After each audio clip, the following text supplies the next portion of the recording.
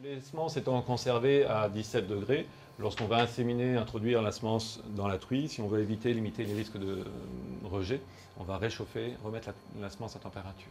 Là aussi, ça demande beaucoup de rigueur. C'est-à-dire que si on veut remettre la semence à température, c'est à 35 degrés.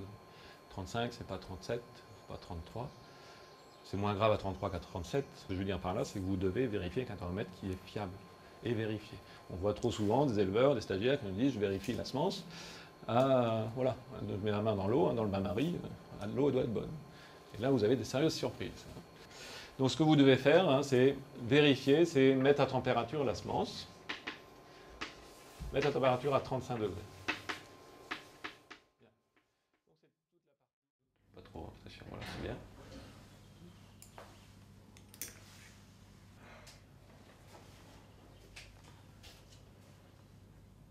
J'arrive pas à bien régler. Reste pas.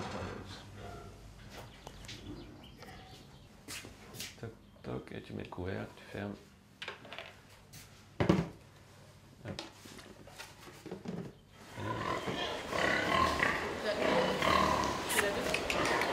Allez.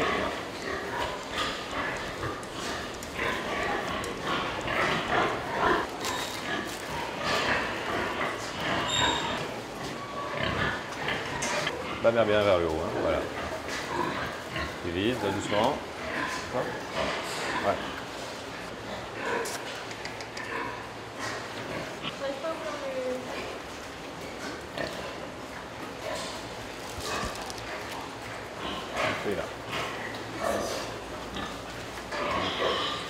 T'appuies bien sur le flacon, on voit la semence par pression. Vas-y, on voit la semence par pression. Non, par pression au départ.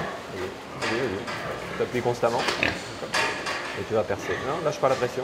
Tu lâches la pression une fois que tu as fait le trou. Voilà. Là, tu peux aller. Et tu laisses aller. Tu vérifies la sonde de temps en temps. Pareil, on voit bien la pression, on voit la semence par pression au départ et tu vas lâcher la pression quand tu vas percer. Les formateurs sont plus que des enseignants puisqu'ils apportent une partie théorique en stage, mais aussi une partie pratique. Ce sont eux qui mettent en place la partie opérationnelle avec les stagiaires et les apprentis. Ils sont là pour les accompagner, pour les guider dans les différentes tâches qu'ils réalisent. Ce qui est important ici, c'est l'âge en jour. Ces cochons-là ont 92 jours d'âge depuis la naissance. Et en fait, ça va nous amener à la courbe d'alimentation. La progression est linéaire et que concrètement, un cochon, il va consommer à peu près 45 à 50 grammes d'aliments par kilo de poids vif le jour où il rentre. Donc un cochon de 30 kg, à peu près 1,5 kg par jour. Les stagiaires, les apprentis sont mis en situation professionnelle sur des ateliers qui sont semblables à ceux qu'ils vont rencontrer dans les entreprises ou des ateliers qu'ils vont aussi reprendre à leur compte.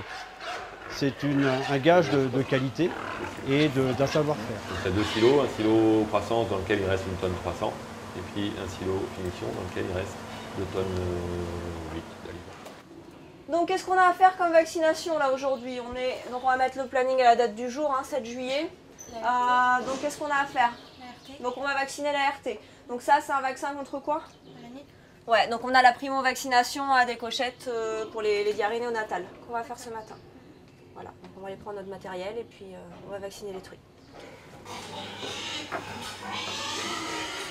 Les stagiaires et les apprentis passent entre 120 et 200 heures de temps sur les ateliers, ce qui représente à peu près 30% du temps en formation. Et il faut rajouter en même temps la période en stage ou en apprentissage dans les entreprises.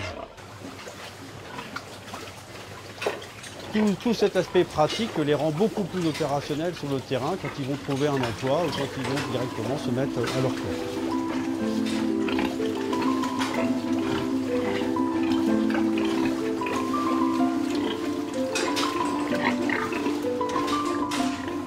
Là, la truie est en train de donner son lait.